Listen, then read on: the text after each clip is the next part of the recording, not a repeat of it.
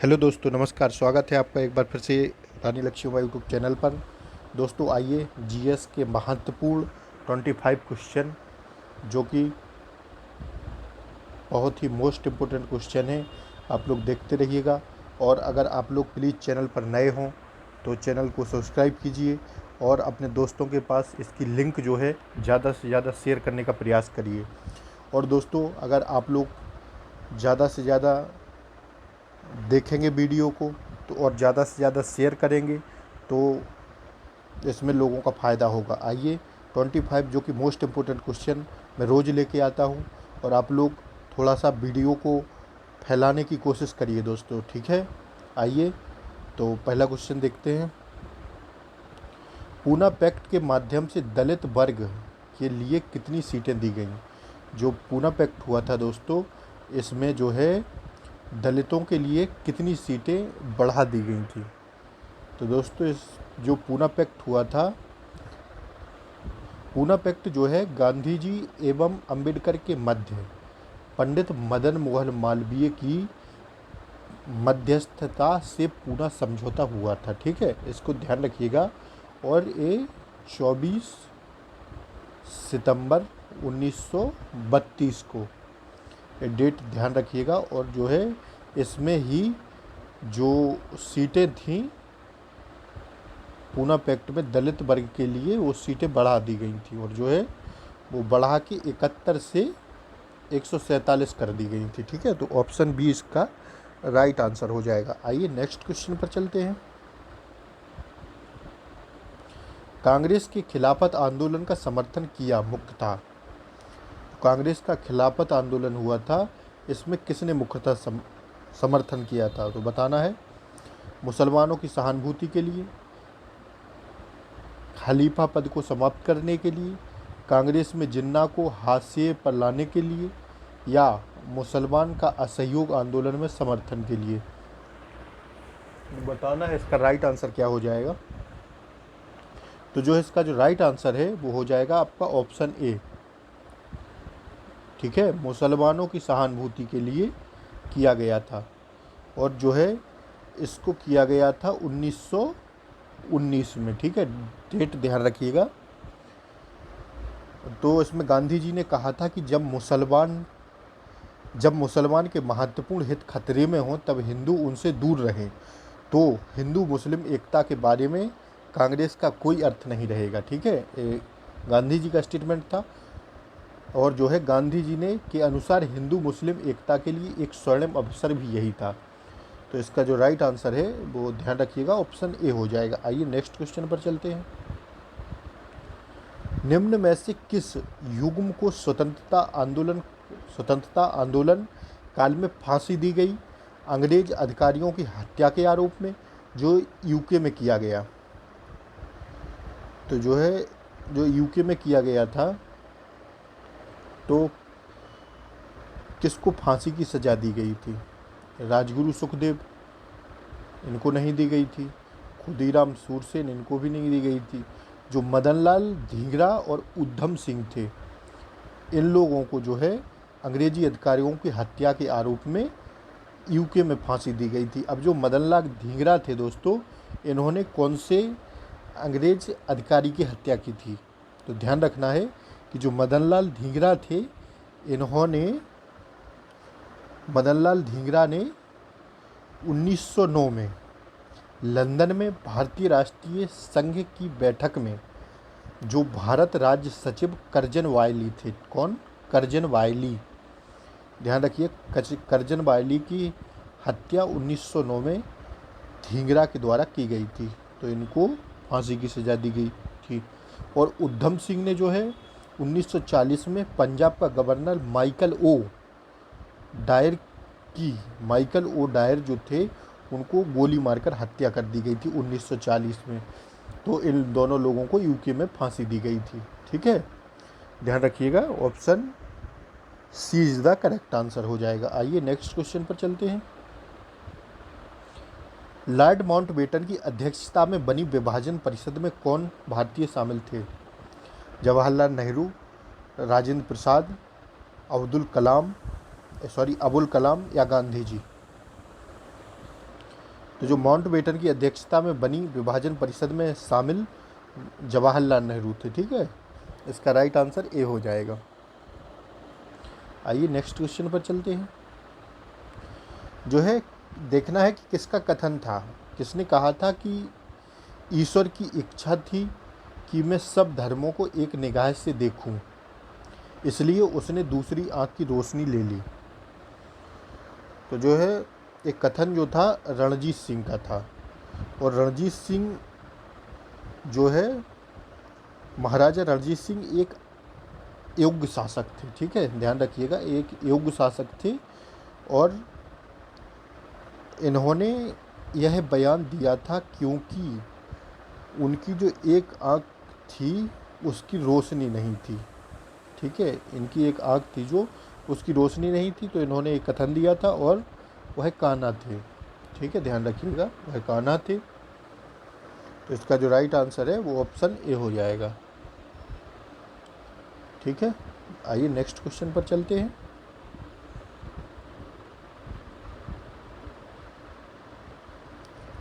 अश्व यदि एकाएक चलना प्रारंभ कर दे तो अश्वारोही के गिरने की आशंका का कारण है।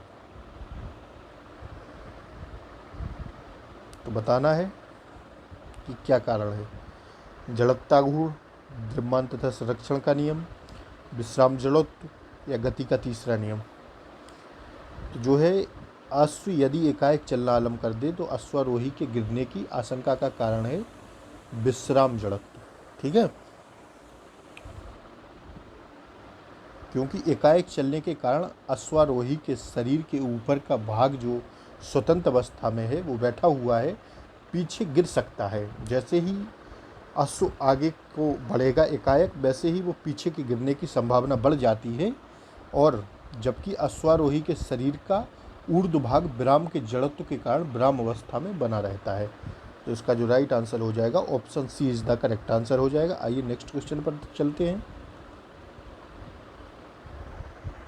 तापमान में वृद्धि के साथ कार्बन प्रतिरोध क्या होता है, बताना है। बढ़ता है, शून्य बना रहता है, अपरिवर्तित रहता है, या घटता है। तो जो है प्रतिरोध घटता है, D is the correct answer. ठीक है, नेक्स्ट क्वेश्चन पर चलते हैं। दूरदृष्टि दोष वाली आंख में क्या होता है, ऑप्शन देख लीजिएगा। तो जो है दूरदृष्टि वाली आंख में रेटिना के पीछे प्रकाश किरणें अभिसरित होती हैं। ठीक है, क्योंकि दूरदृष्टि दोष वाली आंख में नज़दीक रखी वस्तु का प्रतिबिंब रेटिना के पीछे बनता है। तो इसका जो राइट आंसर है वो ऑप्शन डी हो जाएगा। आइए नेक्स्ट क्वेश्चन पर चलते हैं। मानव शरीर का सबसे बड़ा अंग है कौन सा है। तो मानव शरीर का जो सबसे बड़ा अंग है वो हो जाएगा यकृत। ठीक है,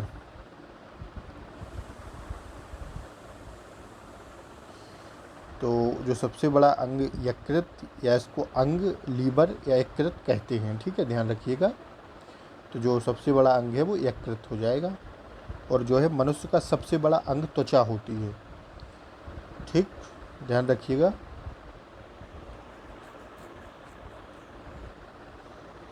त्वचा ऑप्शन नहीं है, तो इसका जो राइट आंसर है वो ऑप्शन बी हो जाएगा। नेक्स्ट क्वेश्चन देखते हैं। निम्नलिखित में से कौन ऊर्जा का उत्पादक है। प्रोटीन, कार्बोहाइड्रेट, विटामिन, या खनिज तत्व। तो जो है कार्बोहाइड्रेट ऊर्जा का उत्पादक है। ठीक है, लेकिन जो शरीर में मुख्यतः ऊर्जा की आपूर्ति कार्बोहाइड्रेट द्वारा पूरी की जाती है। ध्यान रखिएगा, जो शरीर में कार्बोहाइड्रेट की पूर्ति है वो ऊर्जा द्वारा की जाती है। ध्यान रखिएगा। आइए नेक्स्ट क्वेश्चन पर चलते हैं।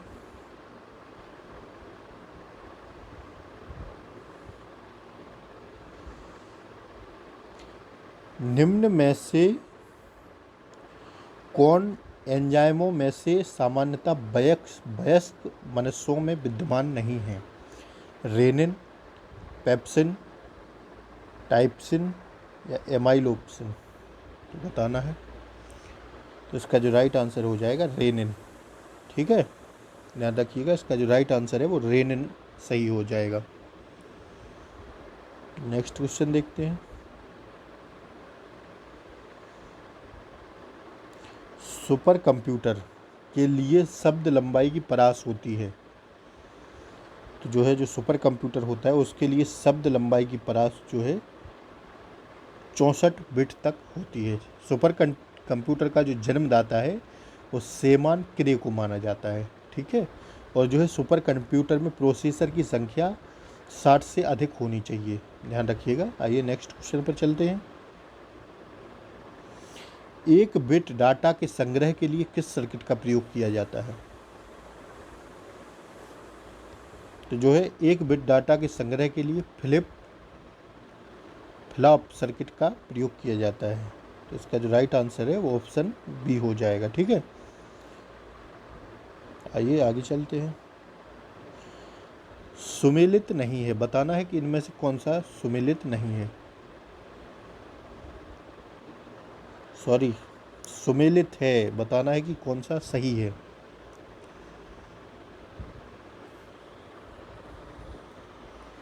तो जो है अग्नि की जो उड़ान है वो एपीजे अब्दुल कलाम के द्वारा लिखी हुई पुस्तक है। ध्यान रखिएगा, सी वाला सुमेलित है। और हाफ ए लाइफ, ये जो है half a life V S Naipaul द्वारा रचित उपन्यास है। तो half a life Arun Shourie का नहीं है, ये हो जाएगा बीएस नायपाल द्वारा रचित ये उपन्यास है। और बरसिंग फॉल्स गॉड्स शिवखेड़ा, बल्कि शिवखेड़ा जो है उनकी जो पुस्तक है वो जीत आपकी है। ठीक है, बरसिंग फॉल्स गॉड्स जो पुस्तक है, बरसिंग फॉल्स, देखिए दोस्तों ये किसकी पुस्तक है? जो बरसिंग, एक मिनट,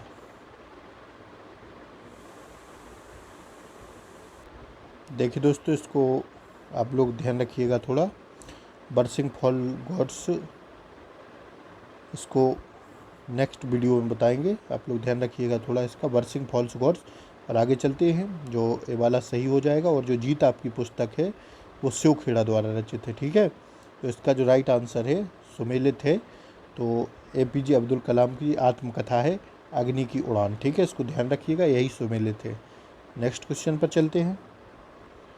निम्न में से किसके द्वारा मानव विकास सूचकांक को विकसित किया गया? तो जो है यूएनडीपी द्वारा मानव विकास सूचकांक एचडीआई को यूएनडीपी द्वारा विकसित किया गया। ठीक है, और जो है मानव विकास सूचकांक जो है प्रतिवर्ष 1990 से जारी किया जा रहा है। ठीक है, 1990 से जारी किया जा रहा है। और 2020 में मानव विकास सूचकांक में भारत का जो स्थान था 189 देशों में से वो भारत का स्थान जो था 2020 में वो 131वां था, जबकि 2019 में 130वां था। ठीक है, ध्यान रखना है कि 2020 में 131वां और 2019 में 130वां था भारत मानव विकास सूचकांक में। और ये यूएनडीपी द्वारा जारी किया जाता है दोस्तों। और जो है इसको 1990 से जारी किया जा रहा है, और ध्यान रखिएगा। ठीक है, तो इसका जो राइट आंसर है वो option A is the correct answer हो जाएगा। और इसमें जो देश कुल शामिल हैं वो 189। ठीक है, आइए नेक्स्ट क्वेश्चन पर चलते हैं। भारत में गरीबी रेखा का निर्धारण कौन करता है? तो जो है भारत में गरीबी रेखा का जो निर्धारण है वो नीति आयोग करता है। ठीक है, और नीति आयोग जारी करता है। ठीक है, ध्यान रखिएगा इसको। आइए नेक्स्ट क्वेश्चन पर चलते हैं।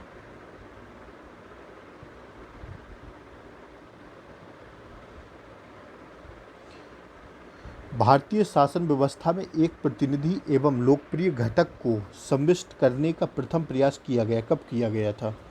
भारतीय परिषद अधिनियम 1861 में, भारतीय परिषद अधिनियम 1892 में, भारतीय परिषद अधिनियम 1909 में, भारतीय परिषद अधिनियम 1919 में। तो बताना है कि कब इसको प्रथम प्रयास किया गया था। इसका प्रतिनिधि एवं लोकप्रिय घटक को सम्मिलित करने का प्रथम प्रयास कब किया गया था, कौन से परिषद एक्ट में, बताना है।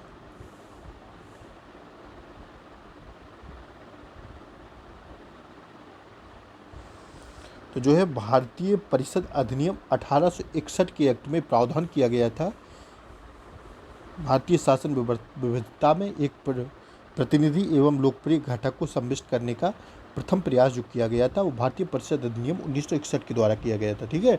और जो है भारतीय परिषद अधिनियम 1961 में पहली बार कानून बनाने की प्रक्रिया के तहत भारतीय प्रतिनिधियों को भी शामिल करने की व्यवस्था की गई थी, ठीक है, ध्यान रखिएगा, भारतीय परिषद अधिनियम 1861। आइए नेक्स्ट क्वेश्चन देखते हैं। लोकसभा अध्यक्ष को हटाया जा सकता है राष्ट्रपति के द्वारा, संसद के द्वारा, लोकसभा के द्वारा या न्यायालय के द्वारा? तो जो है लोकसभा अध्यक्ष को जो हटाया जाता है लोकसभा के द्वारा हटाया जाता है। और इसका जो आर्टिकल है 94 के आधार पर लोकसभा अध्यक्ष को लोकसभा के द्वारा बहुमत से हटाया जा सकता है, ठीक है। और जो है प्रधानमंत्री को अविश्वास प्रस्ताव के द्वारा हटाया जा सकता है। तो प्रधानमंत्री को हटाते हैं वो अविश्वास प्रस्ताव के द्वारा हटाते हैं, ठीक है। तो ध्यान रखिएगा, इसका जो राइट आंसर है वो ऑप्शन सी हो जाएगा। नेक्स्ट क्वेश्चन पर चलते हैं। भारत एक संसदीय लोकतंत्र के रूप में है क्योंकि? बताना इसका राइट आंसर क्या हो जाएगा। भारत एक संसदीय लोकतंत्र के रूप में है क्योंकि राष्ट्रपति संसद का सदस्य होता है।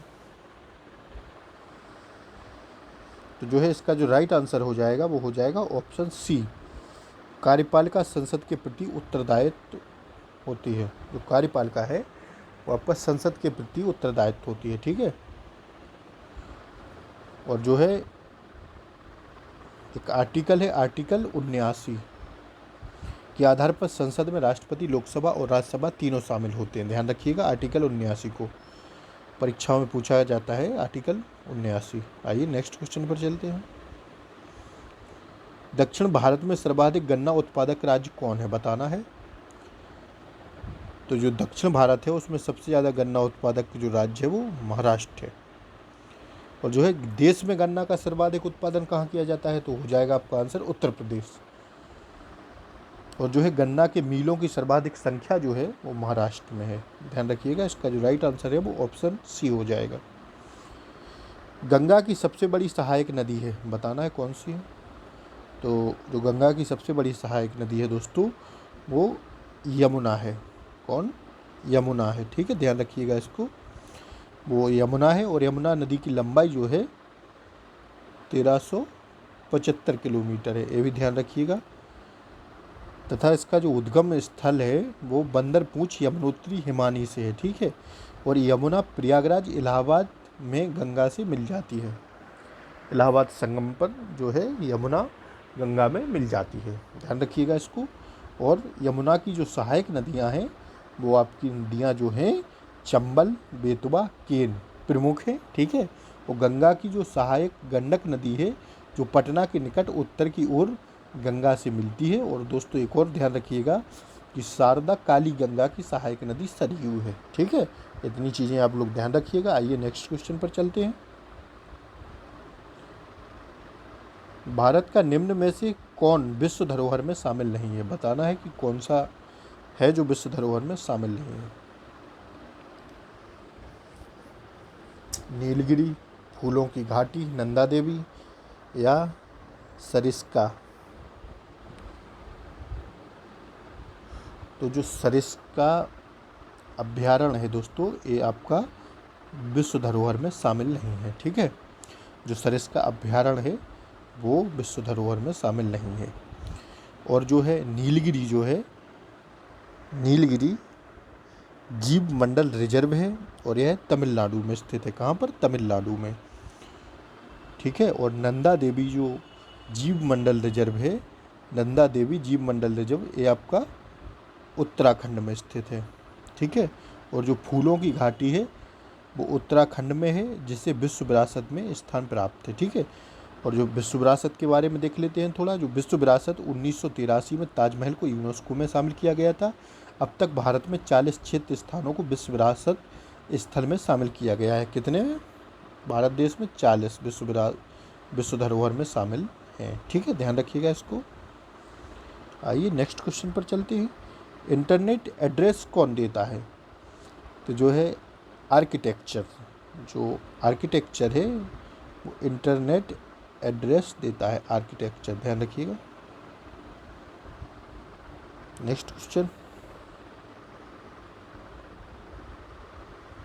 यूनेस्को विश्व धरोहर स्थलों की सूची में शामिल पासेओ डेल प्राडो बुलवार्ड और रेट्रो पार्क किस देश में है? बताना है। जर्मनी, स्वीडन, स्पेन और या इटली। तो जो है इसका जो राइट आंसर हो जाएगा दोस्तों वो हो जाएगा ऑप्शन सी, स्पेन में स्थित है, जो यूनेस्को द्वारा विश्व धरोहर में शामिल है। और पासेओ डेल प्राडो बुलवार्ड और रेट्रो पार्क ये आपके स्पेन में स्थित हैं। ठीक है, ध्यान रखिएगा, इसका राइट आंसर सी हो जाएगा। नेक्स्ट क्वेश्चन देख लेते हैं। उत्तर प्रदेश सरकार द्वारा कोरोना से अनाथ हुए बच्चों के लिए कौन सी योजना का शुभारंभ किया गया? तो जो है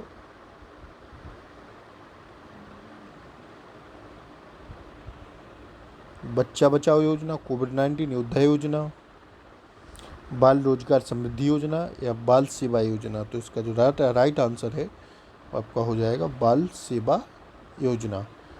ठीक है दोस्तों, मैंने आपके सामने 25 मोस्ट इंपॉर्टेंट क्वेश्चन रखे, आप लोगों ने देखे।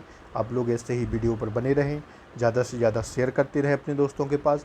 और अगर आप चैनल पर नए हो प्लीज़ तो वीडियो को सब्सक्राइब करें और अपने दोस्तों के पास ज़्यादा से ज़्यादा भेजें। धन्यवाद दोस्तों, थैंक यू।